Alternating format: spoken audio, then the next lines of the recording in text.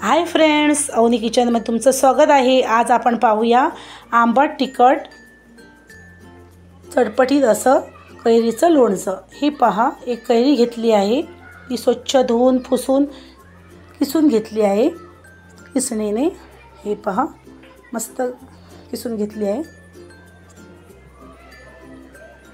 एक चमचा सुकी कोथिंबीर घेतली, अर्धा चमचा मेथी, एक चमचा बडीशेप, एक चमचा जिरे, एक चमचा मोहरी, एक चमचा हळद, एक चमचा मीठ, लसूण आणि मिरचीचं एक चमचा ओबड-धोबड असं वाटून घेतलं आहे। अर्धा चमचा हिंग, एक चमचा मसाला, अर्धी वाटी तेल।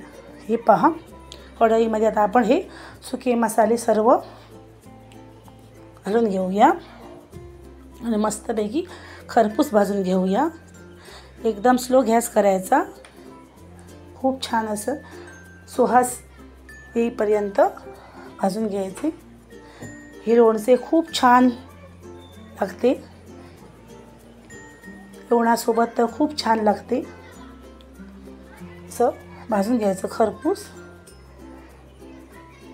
बारीक गॅस करायचा। फ्रीजमध्ये 1 महिना काही होत नाही लोणच्याला, आणि बाहेर 8 दिवस राहते। हे पहा, सुके मसाले आता एका मिक्सरच्या भांड्यामध्ये घालून घेऊया आणि एकदम बारीक करून घेऊया।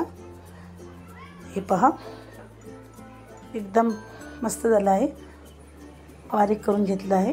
हे पहा, मस्त बारीक झालं आहे। आता आपण फोडणीच्या भांड्यामध्ये तेल घालून घेऊया, अर्धा वाटी घेतलं आहे घालून। हे पहा, मस्त छान गरम झालं आहे, कडकडीत गरम करायचं, कडकडीत गरम झालं आहे।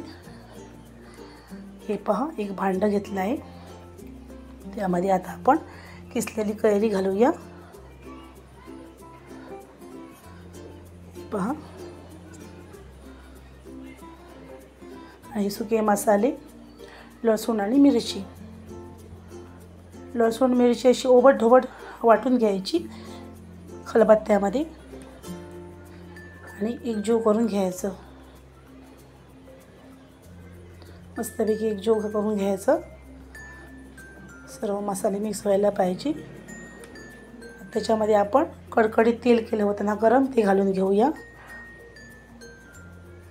थंड करायचं फ्रेंड्स, एकदम असं गरम गरम नाही घालायचं, थंड करायचं आणि एकजीव करून घेऊया। खूप छान लागते हे लोणचं।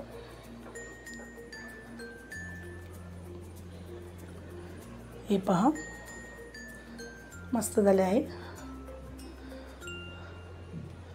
खूप छान झालं आहे।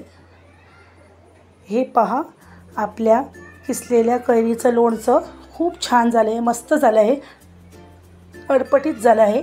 तुम्ही पण नक्की करून पहा। व्हिडिओ आवडला असेल तर लाईक करा, शेअर करा आणि सपोर्ट करा। चला तर पुन्हा भेटूया अशाच एक छानशा रेसिपीसह। तो